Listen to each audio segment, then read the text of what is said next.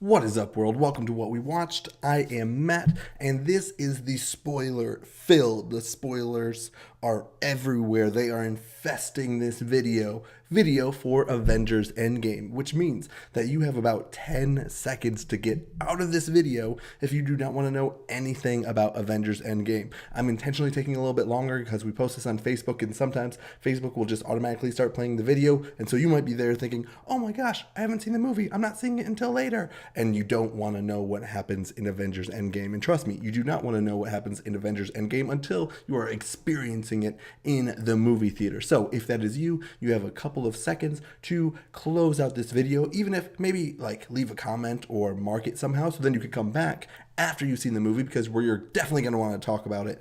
But if you haven't seen the movie and you don't want it spoiled, then you need to go away right about now. Is everyone gone? Are we all good? Spoilers are coming. Okay, here we go. Avengers Endgame was fantastic. It was a ride from beginning to end. And if you haven't checked out my spoiler-free review, you can go ahead and click on that and watch that now just to get my general thoughts. But right now we're going to go into some specifics of what I liked about the movie and what I thought about the movie with no restrictions holding me back. So I loved the movie. I thought it was really, really good. I was initially, I was super excited going into this movie, but then at the same time when it started, I was kind of disappointed just with the beginning and how easily Thanos was killed the first time that we see at the very beginning. It was a little bit disappointing. And part of that is just because they spent basically the past 20 movies building up this villain, and then to see him basically with the help of Captain Marvel and then being kind of catching him by surprise, they were able to defeat him. I know he didn't have the Infinity Stones, but still, he is a pretty formidable opponent. But looking back after you see, obviously he had destroyed the Infinity Stones, and so that had hurt him. He had already done the snap, so that had hurt him. All these other things. So he was kind of almost done with anyways. But to see Thor kind of take him out in one really quick swipe, honestly, when I was watching it, I was kind of like, that seriously better not be it, because that would be really underwhelming. And they did a great job of making it. So they made up for it, obviously, at the end of the movie where they have that great fight. And to have it in that kind of arena at the very end, in the ashes of what was Avengers Tower, or Avengers home base, I guess, was so fitting, because one, it upped the ante of who Thanos was yet again, because he didn't have the Infinity Stones, and yet he was still taking on all of these incredible heroes that we know and love. And he wasn't burdened by the fact that he had just used the Infinity Stones and had taken out a lot of who he was. At the very beginning, he was basically a shell of who Thanos really was. And so to see him in his prime going up against our heroes with everything on the line was so, so good. I really love the time travel element of it, and how they were able to incorporate kind of all of these storylines that we've seen over the past 20 films and kind of be able to bring them together really, really well. Obviously, this was the swan song for our original Avengers. Obviously, I've said it a few times, but spoiler alerts, blah, blah, blah. But Iron Man dies, and that was one of the most earned deaths. In my spoiler-free review, I said that the word that described this movie was earned, and Iron Man's death was incredibly earned.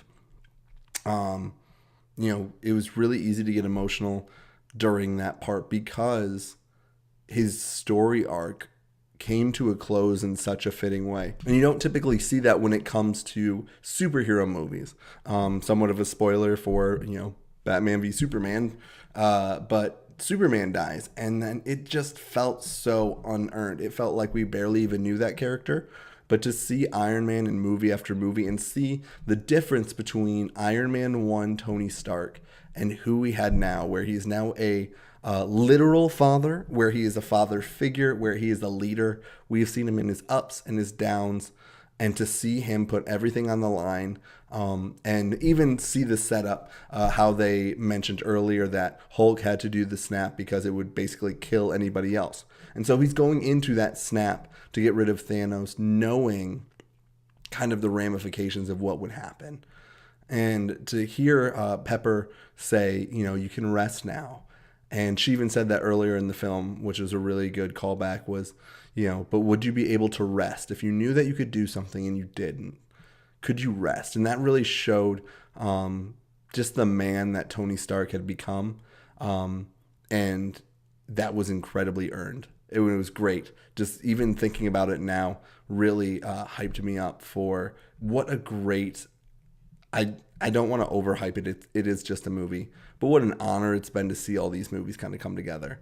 And so to see Iron Man die, to see Captain America kind of get to live out his life, to kind of intentionally miss the comeback at the very end so he could, live a life that he didn't get to live because he was out trying to save the world. Even though I have several kind of technical problems with that.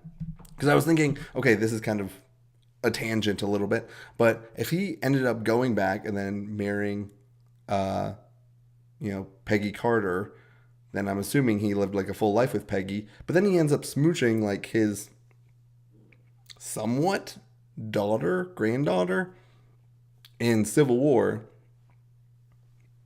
So I'm not really sure how that works. Like, is that person just no longer alive? Because obviously Peggy Carter was with,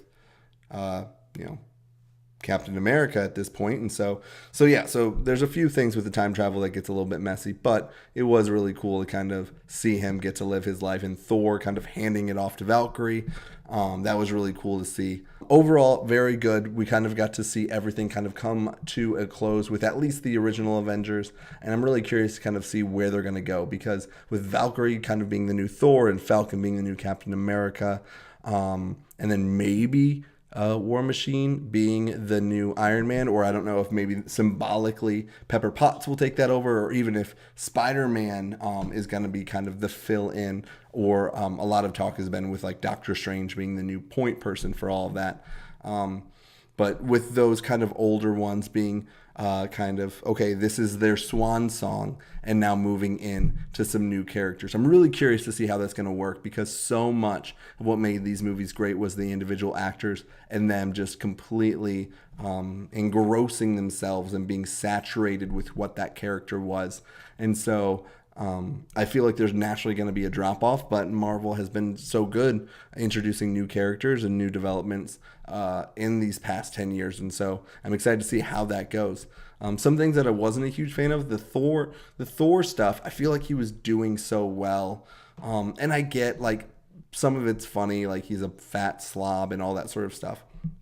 But I wish he would have kind of maybe got it together a little bit sooner. I thought it was funny how the Thunder all of a sudden cleaned up his beard a little bit and braided it for him.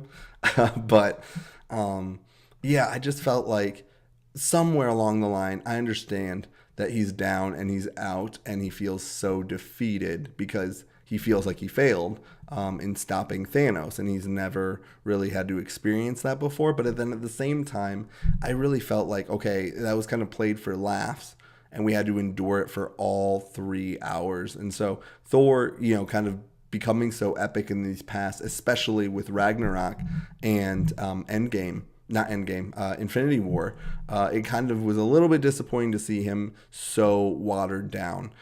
Another thing was it was great to see all of our heroes come back from the snap, but then also just kind of like the watered downness of just seeing them in that last final battle. But I will say this, that last final battle is probably it might be the greatest battle of all time. I'm trying to think of maybe some of the Lord of the Rings ones, but the build up to this one and seeing so many of your heroes go up against so many villains was great. I think the only thing that could have made it possibly better if Thanos would have found a way to maybe team up with some more bad guys, because there were some parts where it's like, okay, you're just fighting big gray alien minion, and so to see them maybe go hand to hand with someone with a little bit more firepower behind them would have been really cool. But man, there were just so many good moments seeing Iron Man and Pepper Potts fight together, and to see Captain America pick up the hammer. I think they overdid it just a little bit. It would have been really cool to see him maybe do that just once or twice and just show that he is worthy enough to pick that up. But because I was in a theater that was very cheer heavy, and boy, did they like to cheer during those parts. And so to see him pick up the hammer and do all that was really, really great. And it was just a love letter. It's to the MCU fans. There was so much fan service. There was so much. They tried to really get in the women empowerment thing, which I feel like they've been pushing a lot harder now that they've kind of felt like they're behind because of Wonder Woman. But yeah, they just gave them a spotlight. They gave everyone. I'm trying to rack my brain for someone that didn't have a good, satisfying ending. Black Widow, I mean, dying but sacrificing and feeling like her ledger was cleared. That's been so much of her story, and to see her kind of give that hero's death was really cool to see.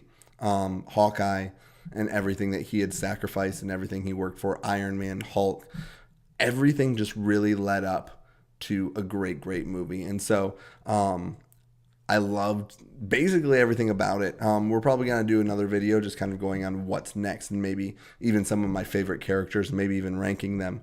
But overall, the death of Iron Man, the death of Black Widow, and the fact that, in a way, the death of Captain America, because that character is no longer there, was really great to see. It was really great and really well done. Like I said in my spoiler-free one, everything was earned, and they did such a great job. So hats off to everyone who worked on this movie. It was just so good from top to bottom, and I'll probably have to watch it again because it was just chock full of stuff. A little bit slow at the beginning because, like I said in my spoiler-free review, it kind of felt like this could have easily been 2 movies, but since this is basically part 2, I'm glad that they didn't split into 2 movies because I think that you have the whole going back in time, finishing off Thanos, 5-year jump, going back in time, stop, and then, having the big finale be its own movie. I think that would have been totally justified, but I'm really glad that we were able to see that all in one giant swoop. And so I really enjoyed the movie. What did you guys think of it? This is a spoiler-filled one, so please let me know what your favorite character was. If there was anything that you thought could have been better, let me know in the comments down below. As always, be sure to like, share, and subscribe to these videos. It really, truly does help us out when you guys do that. So thank you so much for those who do. I loved Endgame, and I will definitely see it again. And I would love to talk to you about your favorite parts or what you liked or did not like about it. So once again, just let me know in the comments down below. As always, I am Matt. Thank you so much for watching, and we will see you next time.